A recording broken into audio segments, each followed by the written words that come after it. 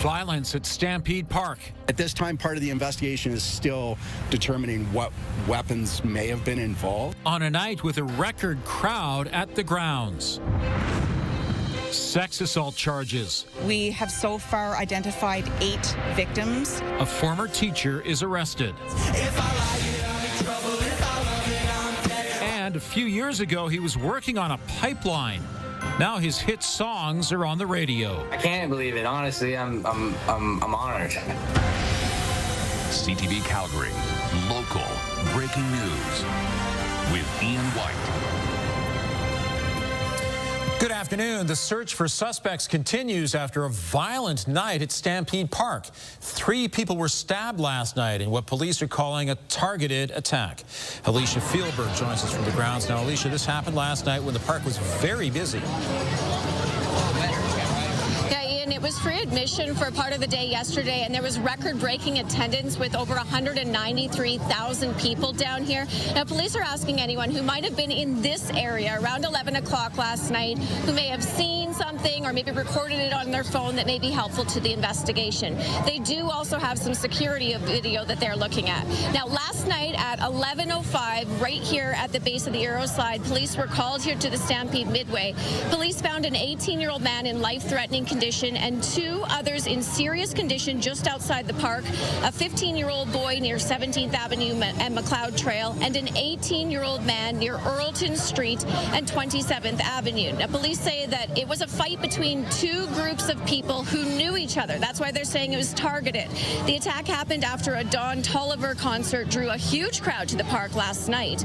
Police put out a message on social media yesterday afternoon saying they were aware of concerns regarding the size of crowd expected for the Coke Stage show, and said that its public safety team would help with crowd management. Now, Calgary police officers are at every entry gate supporting Calgary Stampede security, who check bags and screen attendees as they pass through metal detectors. Police are unsure where the weapons in last night's attack came from. There's always a possibility that things will slip through or come in a different way. At this time, part of the investigation is still determining what weapons may have been involved, and so we can't determine if that's still part of the investigation. Did they get brought onto the grounds, or were these weapons something that was picked up off the grounds? Now, anyone with information on this, maybe they saw it, took photos or video, can contact police, or you can also leave an anonymous tip with Crime Stoppers. Ian? Alicia, thanks very much. The teen girl found dead in a vehicle in southern Alberta is being described as loving, smart, and funny. On Friday, the body of 16-year-old Jordan Dinas was found in an abandoned car near the community of Glenwood, about 200 kilometers south of Calgary. According to RCMP, the extremely at-risk youth had been missing since July 2nd. She was last seen along Wood Park Avenue Southwest in Calgary. Her mom remembers her for her kind and compassionate side, saying, "We are devastated and we want answers." Her death is considered suspicious and is being investigated by the RCMP's Serious Crimes Branch. A Crossfield teacher faces 16 charges of sexual assault and sexual exploitation. Rodney Reisner of Airdrie was arrested today. The charges stem from alleged incidents that occurred while he was a teacher at W.G. Murdoch School in Crossfield. The 47-year-old has not taught there since December of 2023. Former students who spoke to CTV News but did not want to be identified say they witnessed Reisner rub the backs of female students in class, and other students took videos. RCMP say the investigation began when a parent came forward about Reisner's behavior. We have done extensive interviews. We have so far identified 8 victims right now, and we do believe that there may be more. So we are asking that if you believe you've been a victim of Rodney Reisner, please contact Airdrie RCMP. Rocky View School says Reisner has also taught at George McDougall High School, Edge School, W.G. Murdoch High, and Burt Church High School. Reisner also assigned referees for games with Airdrie Minor Hockey, but all the allegations are isolated to the Murdoch School. A former teacher at Springbank Community High School who faces sex charges involving a minor now faces 2 new charges. In January, a female student reported inappropriate behavior.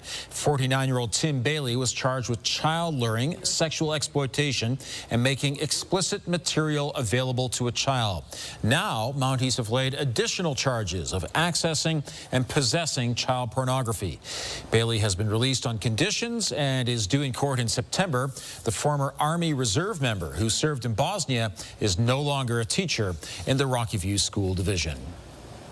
Police say they have arrested Regina Carla Fitzgerald thanks to a tip from the public. Investigators believe the 49-year-old sexually assaulted a 13-year-old boy near the Somerset Bridlewood C-train station on June 1st. Fitzgerald is accused of approaching the boy, making sexual comments, and touching him inappropriately. The boy ran away and reported the incident to an adult.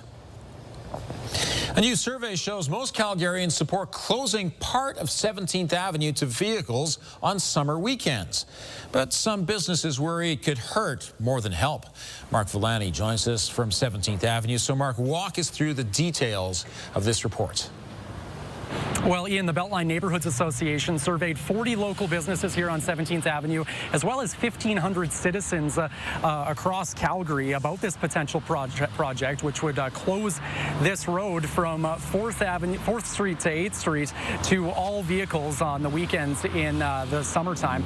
Now, certainly this is based off of other similar projects in Canada in major cities like Montreal, Vancouver, or Toronto, but some businesses feel that this could just be more of a traffic nightmare. Let's look at the results now. The survey showed that 82% of citizens backed the idea of pedestrianizing the streets. The local businesses' support was more mixed, with 54% in favor and 36% opposed.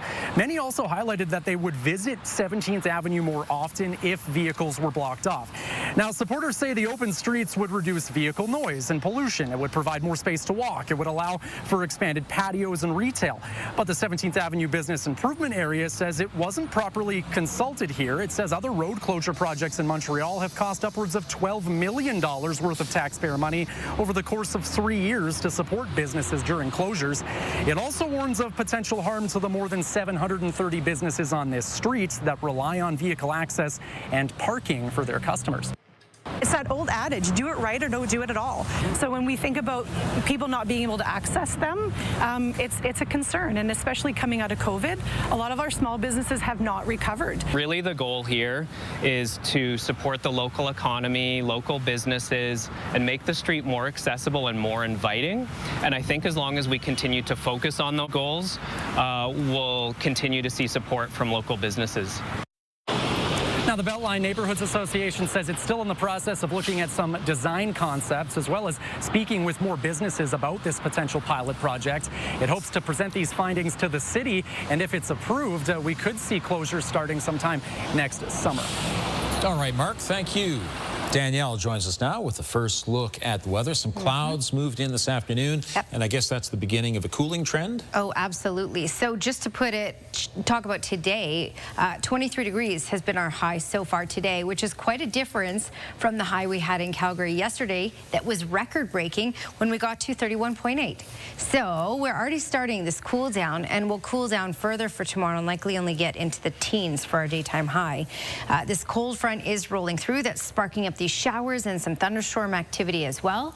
And then we're looking at that widespread longer-term rainfall that will last for tomorrow morning. So 23 degrees right now. At times, we'll get gusts up to 40 kilometers per hour. Your 24-hour forecast brought to you by 5th Avenue Volkswagen, where you can win your ride. See dealer for details or visit 5thavvw.com. Okay, so we have the potential for thunderstorm activity in Calgary for the next, I'd say, hour or two, and then just isolated showers that will happen at times even through the overnight hours. In the morning, it could be quite heavy at times, a little more consistent, then break apart in the afternoon, but then we also get into a chance of thunderstorms tomorrow afternoon. 18 degrees will be our high. More details coming up, Ian. Thanks, Danielle. Many had thought the debate over fluoride in Calgary was over. Next, the group that's campaigning to get it out of our drinking water. And more measles cases in the province, all in one part of Alberta.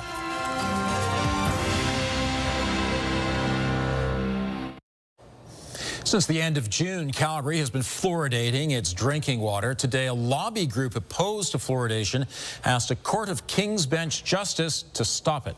Kevin Green was at the courthouse today for the hearing. And Kevin, what happened there? Ian, it's quiet on the courthouse steps behind me right now, but over the noon hour today, it was chaotic. Just over 150 people rallied on the courthouse steps, all supporters of the group Safe Water Calgary, which was here seeking an injunction halting the fluoridation of Calgary's water. Inside court, the process did not go as smoothly for them as their rally outside. The group had not filed the proper documents and was underprepared for the court process. And while the city's lawyer argued the case simply had no merit, Justice Carolyn Magnan adjourned it to August 1st, giving them a chance to prepare. Safe Water Calgary's founder says they'll continue to fight outside the courts, lobbying the UCP government for a province-wide ban. For those, we keep on with the City of Calgary. We perhaps do a major lawsuit. We go to the province. We've already talked to Danielle Smith, our Premier. We've talked to the Minister of the Environment, Rebecca Schultz. We've talked extensively with Mickey Amery, the Minister of Justice, and with Adriana LaGrange, the Minister of Health. So we've talked to all those people. Calgarians first voted to introduce fluoride in 1989, then again voted to keep it in 1998. It was removed by a vote of council in 2011, but reinstated just a week and a bit ago after a 2021 plebiscite saw 62% of the voters in Calgary say they wanted it back. Thank you, Kevin. Okay, Danielle, we have the possibility of showers not just tonight, but also tomorrow, too. Yeah, and cooling temperatures, so it will cool even further. And we were talking about today being a beautiful day if you have kids to take them to the Stampede, for example, because you're not dealing with that excessive heat. Some cloud cover, but it's warm enough. Kind of temperatures just right for today. We had a few isolated sprinkles out there. We even had a non-severe thunderstorm in the south end of the city earlier. And we have the potential for that as well over these next couple of hours. Okay, looking at current temperatures, 23 at the airport, 22 downtown, 19 in Bragg Creek, and 21 over in Strathmore. Get your daily dose of greens at Serenity Golf Club, just 20 minutes east of Calgary. And yes, it was a lovely day for golfing as well, if you don't like the excessive heat. That excessive heat did stick around for that extra day, like we did talk about as well, for the southeast corner, where all of these communities still got into the 30s. So record-breaking heat in many parts of southern Alberta, Calgary included yesterday, but that cooler air is really starting to filter in as the cold front moves towards the south. So we've already dropped in Calgary. We have had some isolated showers in Calgary. The cold front sparking up some thunderstorm activity as well. So we'll start with the heat warning that's in place. And this heat warning, again, still in place for the same communities that we had it in place yesterday, because it's basically a two-day thing. This will be dropped for tonight as temperatures will cool. We do have a severe thunderstorm warning in place near the Olds area, tracking just off to the east. And then we have all in yellow here, the watch. Now, none of these watches or warnings are in place for Calgary, but certainly up the QE2 is where we're seeing the most active weather right now. Calgary, we saw a little isolated non-severe thunderstorm earlier in the south end. We've had isolated showers as well.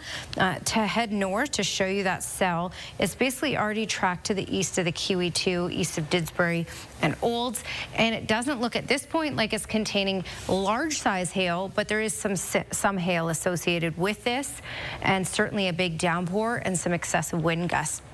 Thunderstorm activity possible for Calgary really for the next 2 hours, and then maybe some isolated showers. We'll see that last a little longer off to the east of the QE2 with regards to that thunderstorm risk for tonight. And then here's what comes tomorrow. Tomorrow we have the system that will roll in, and it will deliver more widespread longer-term rainfall for the morning hours in Calgary. And then in the afternoon, we may even get some sunny breaks, and then we're looking at these isolated showers, so not as consistent, and also the risk of thunderstorms once again, especially after 3:30 in the afternoon. Then for Friday, look at this, sunshine. Yes, and the temperatures will build again. So it's been a nice break from the heat. The heat will start building again on Friday. Tomorrow, just a high of 18, a chilly wind out of the north at times, and we could pick up about 5 millimeters of rain in Calgary. And then by Friday, mainly sunny, mid-20s. Mid-20s carry in through the weekend as well.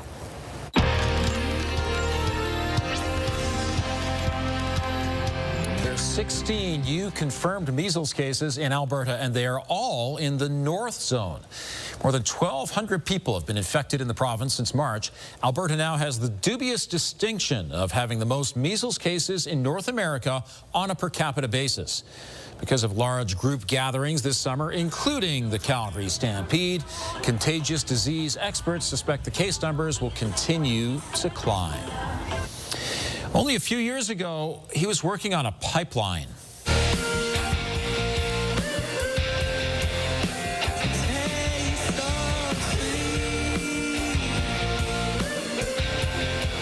And look at Cameron Whitcomb now, still ahead, the hit maker who's performing at the Stampede this week. Best drugs keep on killing my friends. If it thrills me, it'll kill me, put me 6 feet deep. If the apple's so bad, why does it taste so sweet?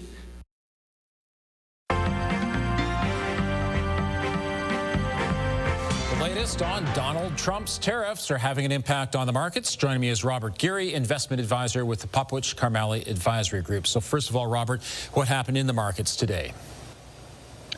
Yeah, it was a solid day in the markets, Ian, and I think that there's two big things that are going on here today. One was the U.S. Fed minutes came out, and there was a little bit of, I would say, clues in there that the U.S. could be cutting interest rates potentially sooner than expected, and that gave the market a little bit of this boost, especially the NASDAQ side on the tech side. And speaking of tech, we had NVIDIA today hitting the first time ever $4 trillion for any company in history. And I think that is the big news. It didn't close there, but it is 7.5% of the S&P 500 now, so a behemoth. Oh, incredible. Meantime, tariffs are causing chaos in the copper market. Yeah, so there was 6 new letters sent to different countries today. That, but wasn't the big news that came overnight was the proposed 50% tariff on copper. And the reason why this is a big deal is that we are a massive exporter and importing into the United States. So this would have a big effect on some Canadian copper miners here. This is an interesting one because the copper price spiked yesterday. It came off a little bit today, but there's a lot of people doing forward buying, especially onto the New York exchange, and it's pushed copper prices significantly higher. Everything that we use, including cell phones, pipes, plumbing, everything uses a lot of copper. So this is one that Donald Trump wants to get security on. They do have the supply in the U.S., so it'll be interesting to see if they can get that to market. All right. Thanks for the update. Appreciate it. The Buy Canadian movement has led to an expansion for an historic Canadian chocolate company. For the first time in its 118-year history, Purdy's chocolates will be sold outside its own stores. The chocolates are now available at Save On Foods.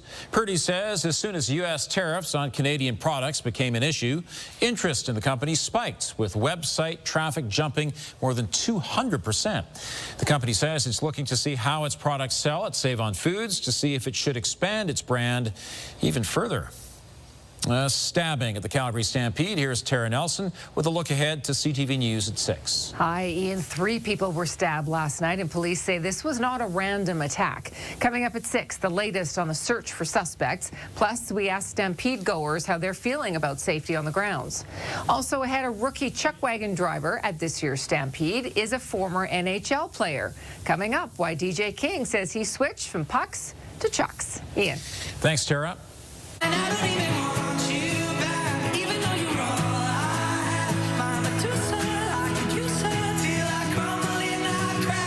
Medusa by Cameron Whitcomb already has more than 100 million streams on Spotify.